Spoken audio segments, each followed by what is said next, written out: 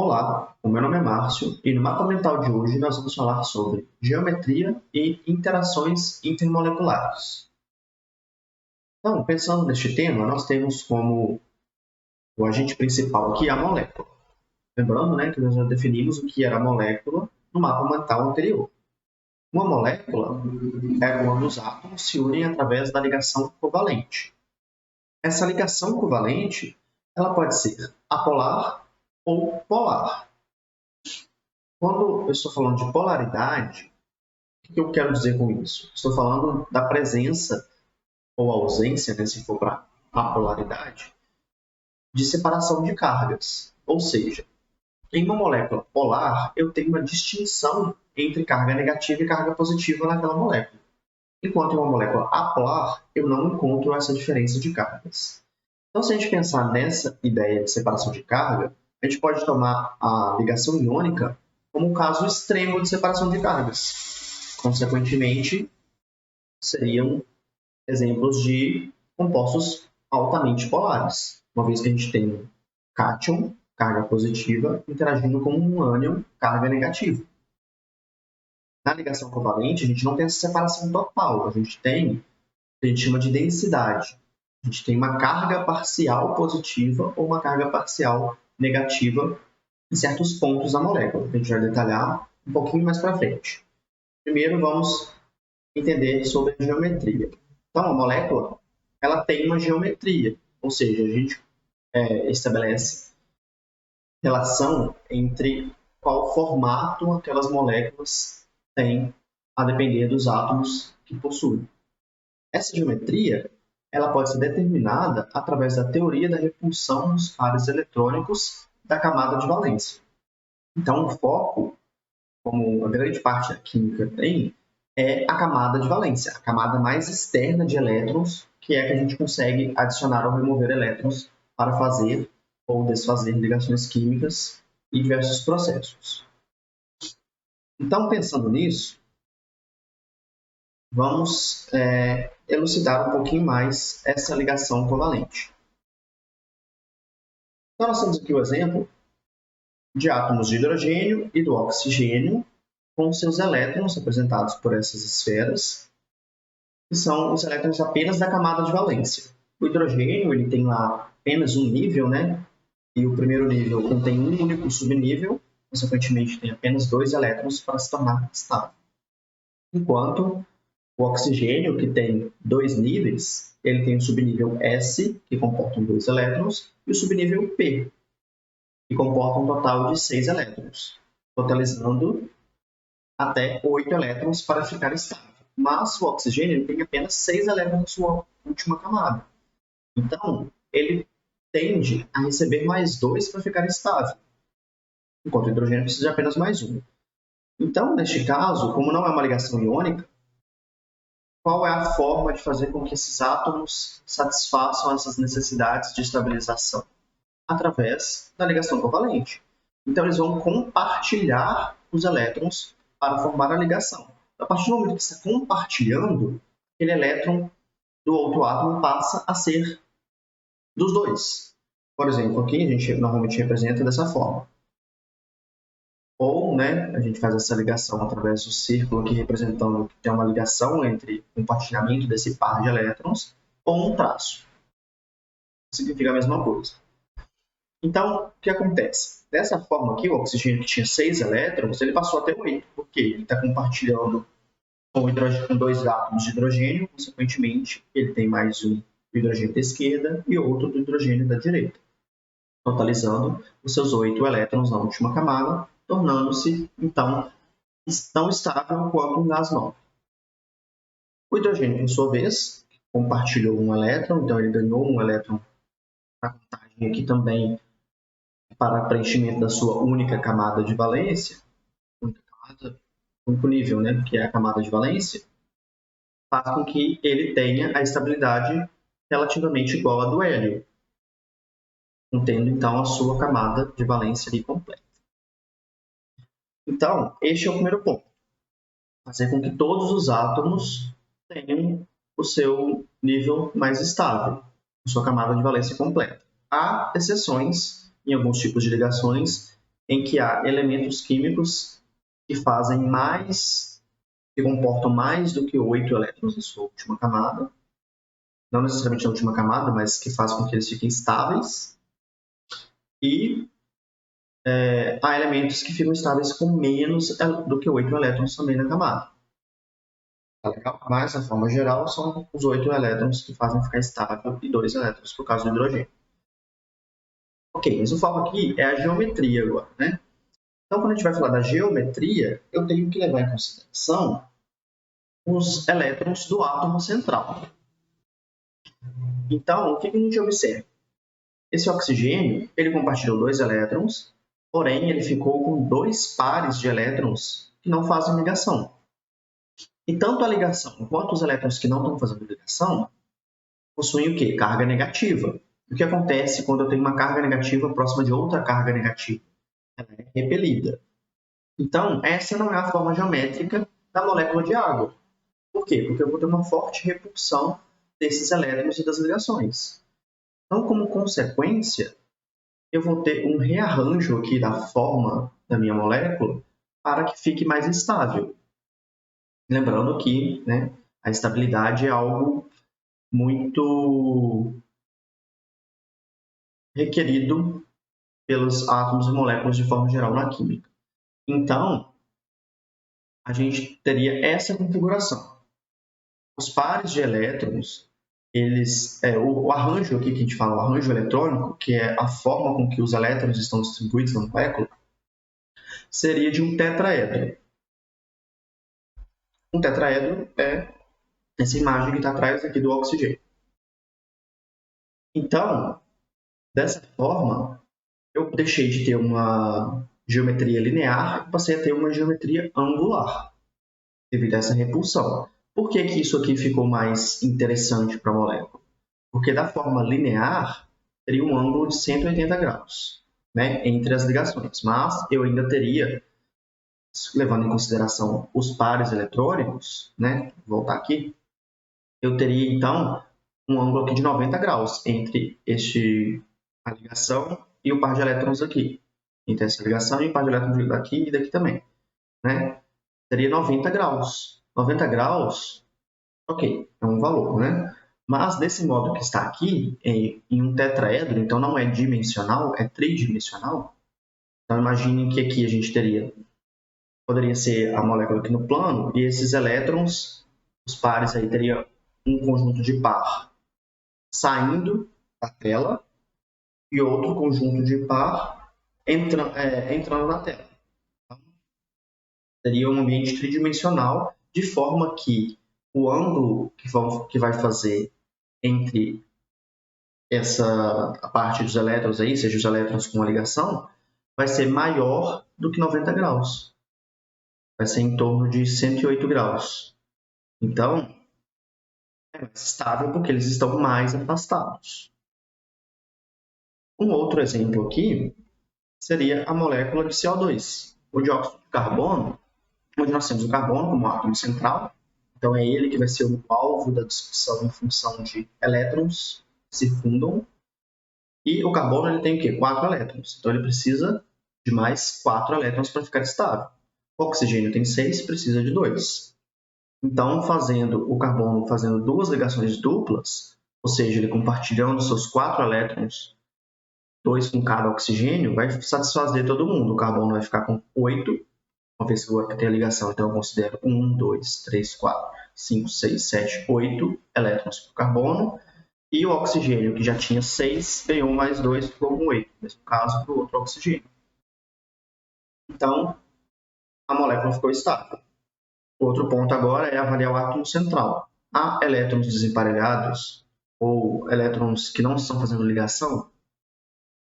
Não. Então, se eu não tenho elétrons sobrando aqui, eu não tenho repulsão, a não ser entre as próprias ligações. Então, dessa forma, ela já está mais afastada possível, que é num ângulo de 180 graus. Consequentemente, essa molécula vai ter uma geometria linear. Então, como revisão, esse é o ponto. A gente foca no átomo central e verifica o quão repulsivo vai ser a presença dos elétrons e das ligações naquele átomo. tentando deixar ele sempre o mais afastado possível. Então, a gente tem como geometria alguns exemplos aqui. Seria a geometria linear e angular, que já foi mencionada, né? Além da trigonal plana, piramidal, tetraédrica, entre outras.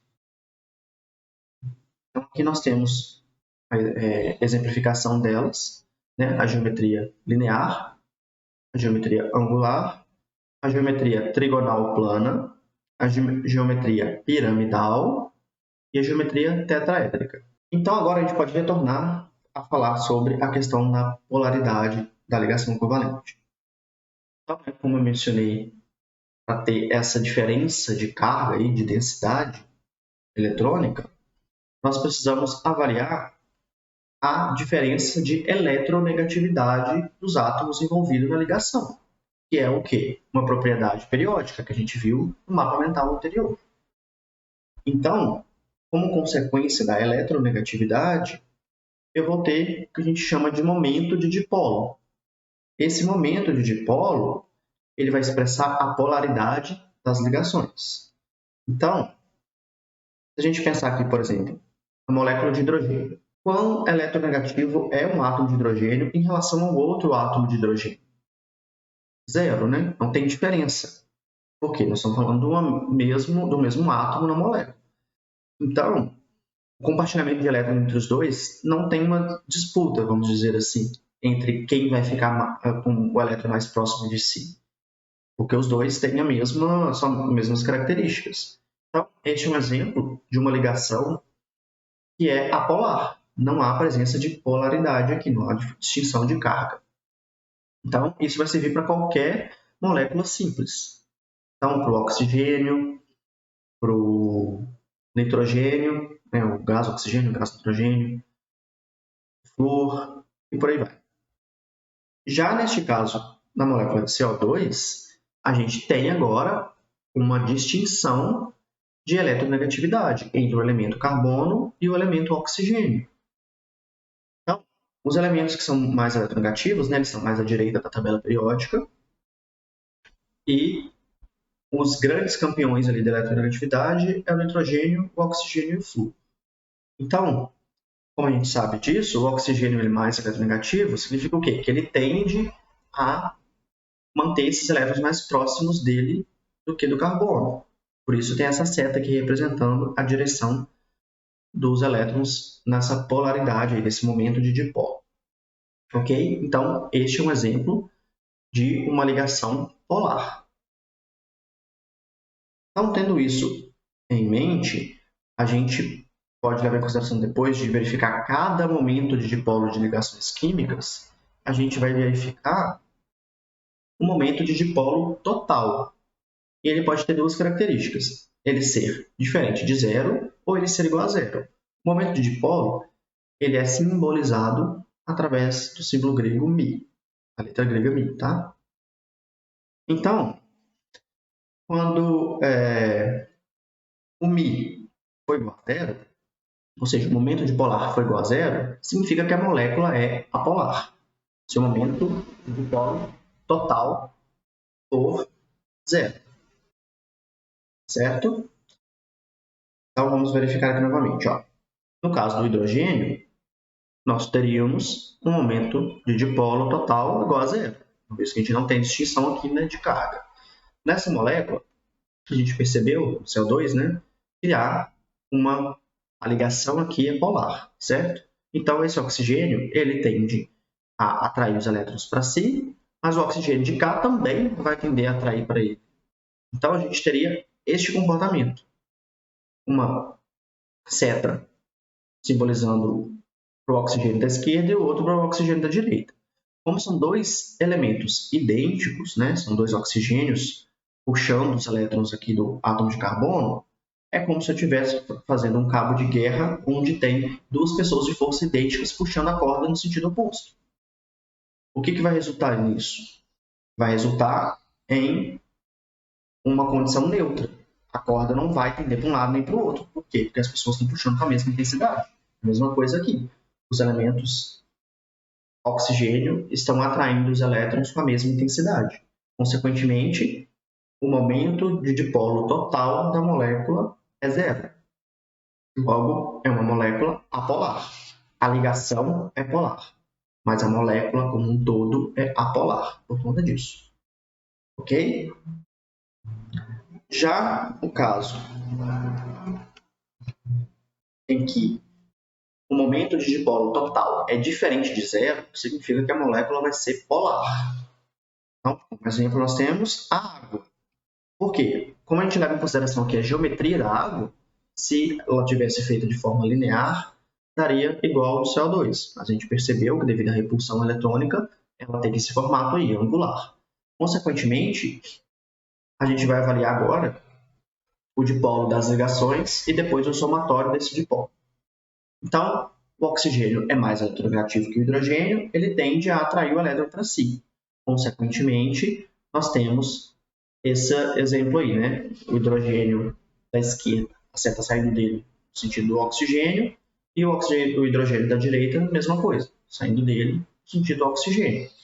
Então, imagina, tem duas forças que estão puxando de forma diagonal para cima, mas elas, né, estão ali em sentidos opostos. Então, o que acontece? Se tiver duas pessoas puxando assim, o resultado total ali, a soma desses vetores, você pode fazer igual faz na física, somando o vetor, vai dar um resultado para cima. Consequentemente, eu tenho um momento de dipolo diferente de zero. Não foi nulo dessa vez. Então, é uma molécula polar. Então, levando isso em consideração, o momento de dipolo, ele depende do quê? Ele depende da polaridade das ligações e ele tem a influência ali através da geometria. Então, pensando nisso tudo, a gente pode também avaliar agora a molécula em função de como ela interage com outra molécula. No caso, para formar uma substância, vamos pensar uma molécula interagindo com ela mesma. Nesse caso, interagindo com outra molécula da mesma espécie, ou seja, molécula de água, molécula de água, molécula de álcool, molécula de álcool e por aí vai. Então, nessa condição, a gente sabe que elas interagem, né, que também já foi mencionado na aula anterior, através das forças intermoleculares. Essas forças intermoleculares, elas podem ser desses tipos: a ligação de hidrogênio, a interação dipolo-dipolo e a interação de Van der Waals. Então, vamos ilustrar cada uma dessas três. A ligação de hidrogênio ela é realizada através, como o próprio nome já diz, do hidrogênio, mas em condições específicas. Este átomo de hidrogênio, para fazer uma ligação de hidrogênio, ele tem que estar com elementos muito eletronegativos. Ou seja, ele tem que estar ligado ao flúor, ou ao oxigênio, ou ao nitrogênio. Nessa condição, ele consegue fazer a interação com uma outra molécula através desses átomos. Então, aqui a gente tem a representação da molécula de água. Ela faz essa ligação de hidrogênio através da interação do hidrogênio de uma molécula com o oxigênio da molécula vizinha. É a interação mais forte, é uma interação fraca se você for comparar com uma ligação química. Mas das interações intermoleculares é a mais forte, devido a essa eletronegatividade desses elementos serem altas e a do hidrogênio ser baixa. Ok, depois disso vem a interação dipolo-dipolo. Ou seja, como a gente está falando de dipolo, eu estou falando de uma molécula que tem dois polos, dipolo. Que são as moléculas como a água, ela não deixou de ter, dois polos. Ela tem a região negativa que está no oxigênio e a região positiva que está nos hidrogênios. Só que como ela tem esse caso especial, ela tem uma interação que é dipolo-dipolo, só que mais forte ainda. Então ela é distinta, chamada de ligação de hidrogênio. Mas, se a gente tem aqui, por exemplo, que de modo geral, uma molécula, por exemplo, HBr, nós teríamos na região do hidrogênio uma região positiva e do bromo uma região negativa. Então, ela já tem uma densidade eletrônica que distingue as cargas, já tem uma formação de um dipolo. Então, como que ela vai atrair a outra? Através do polo contrário. Então, um lado negativo vai atrair o lado positivo da outra molécula, esse lado negativo vai atrair outra positiva e assim vai fazendo, todas as dimensões ali tendo esse tipo de interação, formando então a interação dipolo-dipolo. E a interação de polo induzido são para as moléculas apolares. Ou seja, as moléculas que inicialmente elas não têm um polo. Mas o que acontece? Que é o caso aqui que está aqui representado aqui em cima. Elas não têm polo. Só o que acontece? As moléculas elas não estão paradinhas no ambiente, né? Elas estão em movimento, estão girando, estão vibrando. Então, pode ocorrer em frações de segundos uma distinção de carga. Ora, pode a carga ficar um pouquinho mais negativa em um átomo e, consequentemente, mais positiva no outro, né? Porque o elétron só deslocou ali. E nesse momento em que ele se deslocou, já é o suficiente para ter gerado ali uma pequena carga. Essa pequena carga, na presença de um outro vizinho que não estava com carga, passa a ter carga devido à ação de repulsão e atração.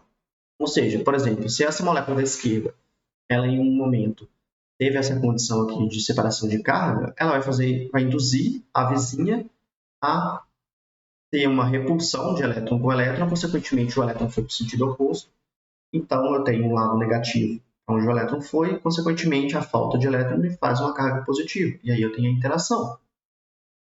Então, esse tipo de interação foi induzido. Consequentemente, esse tipo de interação é a mais fraca entre as três. E é mais fácil de ser quebrada, então são compostos que têm essa característica de apolaridade, são os que são mais fáceis de mudar de estado físico, do sólido para o gás, né? Passando ali pelo líquido ou não, dependendo do composto que esteja falando. Mas, enfim, né, isso já fez um mini spoiler do que vem a seguir, que é exatamente isso. As forças intermoleculares, então, elas vão influenciar na temperatura de ebulição, devido a isso, né? A água ela tem uma temperatura de ebulição relativamente alta, comparando com compostos moleculares, devido ao quê? À ligação de hidrogênio, que é a mais difícil de ser rompida. Consequentemente, eu preciso de uma temperatura maior para conseguir romper, por isso que eu preciso de 100 graus. Já as moléculas de polo, elas vão ter uma temperatura de ebulição menor que normalmente compostos que têm ligação de hidrogênio, mas maior do que as de Van der Waals, são as de polo induzido, né? E as de polo induzido são mais fracas, então costumam ter temperatura de ebulição mais baixas. É mais fácil você quebrar essa ligação. E vai influenciar na solubilidade, por quê? Se você lembrar daquela famosa ideia que é semelhante dissolve semelhante. Bom, basicamente é isso mesmo. Por quê? Imagina que você tem uma quantidade de água. E aí você adiciona algo que é polar nessa água. A água é polar. Então, vai facilitar a interação entre as cargas ali. Consequentemente, a água vai fazer com que essa nova partícula que foi inserida ali, ela seja rodeada de moléculas de água. E isso faz com que, então, eu tenha uma separação desse composto que foi solubilizado. E pela essa separação é que a gente vê que ele deixou de estar no estado sólido ali, ou seja, foi solubilizado. E quando você vai comparar, por exemplo, compostos que são de diferente polaridade, como água e óleo, a água é polar, o óleo é apolar. Então, a carga da água ali ela não é o suficiente para fazer com que eu tenha essa polaridade no meu óleo, e, consequentemente, ele fique misturado com a água ali, ou seja, solubilizado. Acaba que, então, formam duas fases por conta disso, devido à não interação entre o tipo de força intermolecular presente nessas moléculas. Logo, o momento de dipolo total ele vai influenciar nessa temperatura de ebulição e na solubilidade. Até porque, através dele, é que vem o tipo de força intermolecular nas moléculas. Bom, com isso a gente recapitulou aqui as 10 principais de geometria molecular e interações intermoleculares. Espero vocês no nosso próximo mapa mental.